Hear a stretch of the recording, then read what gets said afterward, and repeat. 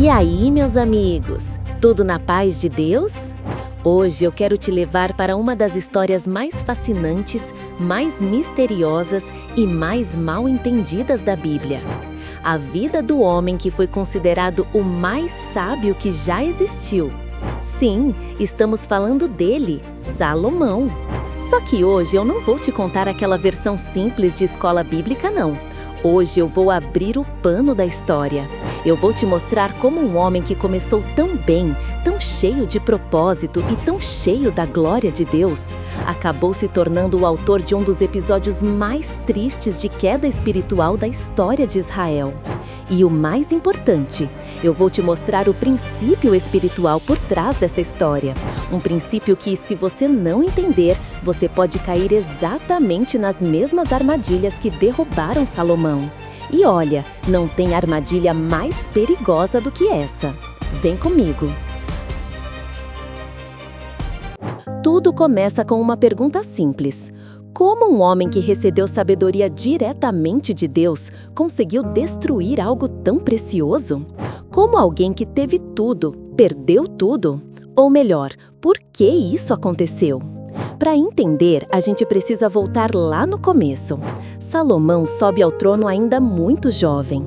Imagina a pressão! Ele era filho de Davi, o maior rei da história de Israel. Como é que você segue alguém como Davi? Como você carrega um legado desse? Salomão sabia que não tinha força própria para isso. E é exatamente aí que vem o primeiro grande ponto da história. Quando Deus aparece para ele e diz aquela frase famosa: "Pede o que quiseres que eu te dê." Meu amigo, pensa nisso. O Criador do universo te dizendo isso. Qual seria a sua resposta? Salomão poderia pedir riquezas, poderia pedir vingança contra os inimigos, poderia pedir fama, poderia pedir estabilidade política, segurança, sucesso. Mas ele não pediu nada disso. Ele pediu sabedoria. Por quê? Porque ele sabia que sem sabedoria, ele destruiria o que Deus colocou nas mãos dele. Ele sabia que o maior risco não era o inimigo lá fora, era ele mesmo aqui dentro. E Deus responde: "Porque pediste sabedoria e não riquezas nem poder, eu te darei sabedoria e ainda te darei riquezas e glória como nenhum outro teve." Meu amigo, isso é forte. E aí começa a ascensão de Salomão. Mas espera aí, se ele era tão sábio, por que ele caiu? Como alguém tão cheio de entendimento cometeu erros tão básicos? É aqui que a coisa fica séria.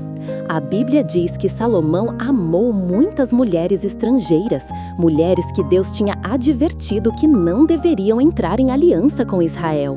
E a pergunta é: por que alguém tão sábio faria algo tão insensato? E aqui vem a revelação. Porque sabedoria não substitui obediência. Conhecimento não substitui temor do Senhor. Capacidade não substitui dependência. O problema de Salomão não foi falta de inteligência, foi excesso de autoconfiança. Sabe aquela sensação de eu sei o que estou fazendo, eu dou conta, comigo é diferente, eu sei até onde posso ir, eu não vou cair nessa? Pois é, foi exatamente isso que derrubou Salomão. Porque é quando a gente acha que domina tudo que a gente fica mais vulnerável. E deixa eu te perguntar, quantas vezes na nossa vida a gente age igual? Quantas vezes a gente sabe o certo, mas mesmo assim escolhe o errado? O ponto é simples, não é o quanto você sabe, é o quanto você obedece. Não é o tamanho da sua inteligência espiritual, é o tamanho da sua rendição. Salomão construiu o templo mais glorioso que já existiu. Ele trouxe a arca, ele viu a glória de Deus encher o lugar como uma nuvem, tão forte que os sacerdotes não conseguiam ficar de pé. Ele viu Deus agir, ele experimentou o sobrenatural de perto. E mesmo assim, caiu. E aí vem uma pergunta que dói. Como alguém que viu tudo isso consegue se afastar? A resposta é simples e dolorosa. Salomão não caiu de um dia para o outro. Ele foi caindo devagar. Um passo por vez, uma concessão aqui, outra ali, um hábito novo, um relacionamento errado, uma tolerância que antes ele jamais teria, até que o coração dele se inclinou para longe de Deus. Isso te lembra alguma coisa? Porque isso acontece hoje o tempo inteiro. Não é o pecado grande que derruba uma pessoa, são os pequenos que passam despercebidos.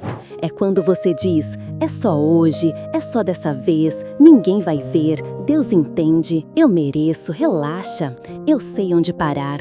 Meu amigo, ninguém cai de repente. Todo afastamento começa silencioso. E deixa eu te contar uma coisa que muita gente nunca percebeu. O problema de Salomão não foram apenas as mulheres estrangeiras, foi o que elas representavam. Cada aliança era uma aliança política, cada casamento era um pacto com o povo pagão, e cada pacto trazia junto um pedacinho da idolatria daquele povo.